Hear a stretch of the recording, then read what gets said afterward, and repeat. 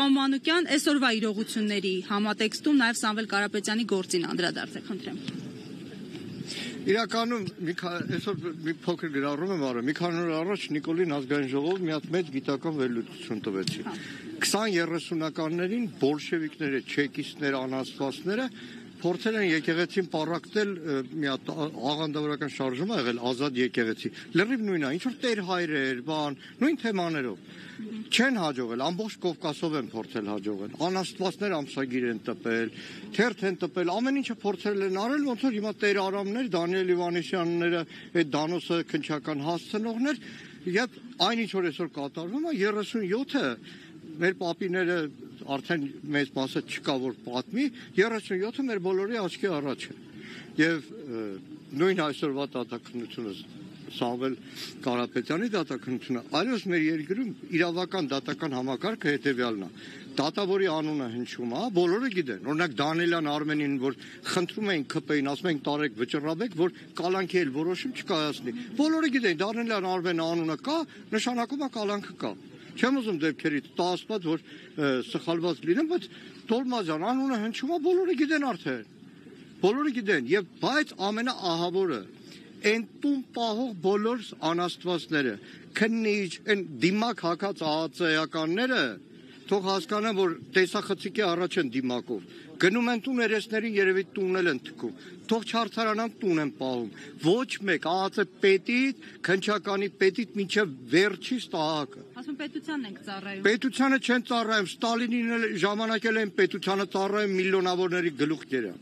Բոլորը։ Եվ այսօր մեկը տեսնում ես փորձ արվում։ Այդ ծառայամիտները որոշ դեպքերում փորձում են չկմեղանալ, փաստաբան են դառնում, արդարություն են փորձում պաշտպանել։ Այսինքն հարցը հասնում է միտեղ, որ փաստաբանը նստած է մի քանի ամիս առաջ դիմացի դատախազի աթոռին նստած նույն անարդարությունը գործում էր։ Եվ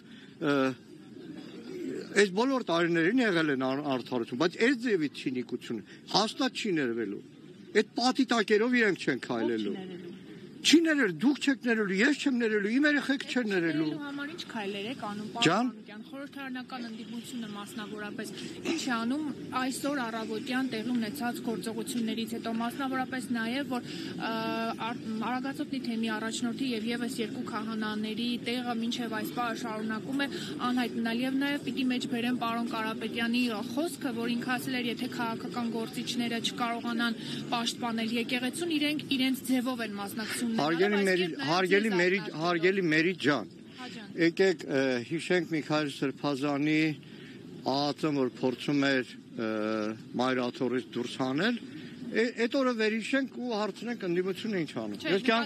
Ես կյանքում չէի մտածի, որ որևէ Սրբազանի թիկնապահություն եմ անելու կամ Ծերնամարտի են բռնվելու մայրաթոռը պաշտպանելու համար, որտեղ գրքերում էի կարդացել, որ 1903-ին ցարական Ռուսաստանում վանքապատկան գույքերը բռնագրավելու համար հարձակվել են եկեղեցիների վրա, փառք Աստծո, որ դաշնակցական եմ, 1903-ին մեր դաշնակցականներն են պաշտպանել։ Շնորհակալ եմ։ Պարոն Մանուկյան, մի հարց տամ էլի։ Փաշազադեի հայտարարությունը, որ եկեղեցուն ռևանշիստ էր անվանում, որ ասում էր, այ իրենք են, որ խաղաղության գործընթացին են խանգարում, դուք այդ հայտարարությունը կապում եք այսօր տեղի ունեցած հոգևորականների։ Նայեք, Ալիևի հայրենակիցը պարբերաբար Հայաստանում իրականացնում է անօրինականություններ, ազգային արժեքների, գաղափարների վրա հարձակումներ, երբ որ շատ հաճախ Բաքվից ազդանշան է լինում, սա արդեն երկրորդ դեպքն է, Փաշազադեի մայրաթոռի հայ առաքելական եկեղեցու դեմ հարձակումը եւ դրան հաջորդած Հայաստանի իրավապահ համակարգի Նիկոլի թելադրանքով իրավապահ արդեն մեղ կա ասել, Նիկոլի ստրուկների, Նիկոլի ծառաների թելադրանքով կատարվող գործողությունները։ Մի բան եմ ուզում ասել։ Իրավունք չունեմ քննիչ հանձնաժողովի ուսումնասիրությունները բարձր։ Այստեղ ոստիկաններ են կանգնած, որ վստահաբար իրենց երեխաներն են կնքված, պսակ են արել, շատ հաճախ այդ ոստիկանների հետ անցնող տարիներին բախում ենք ունեցել, իրանք էլ են ասել, որ տուն ենք պահում, բայց մի բան, որ արդեն դատախազություն հարցում եմ արել։ 44 օրյա պատերազմում առաջնագիծը լքած ոստիկանական ստորաբաժանումների, ոստիկանության զորքերի, ներքին զորքերի, քանի զինծառայողի նկատմամբ է հարուցված քրեական գործ։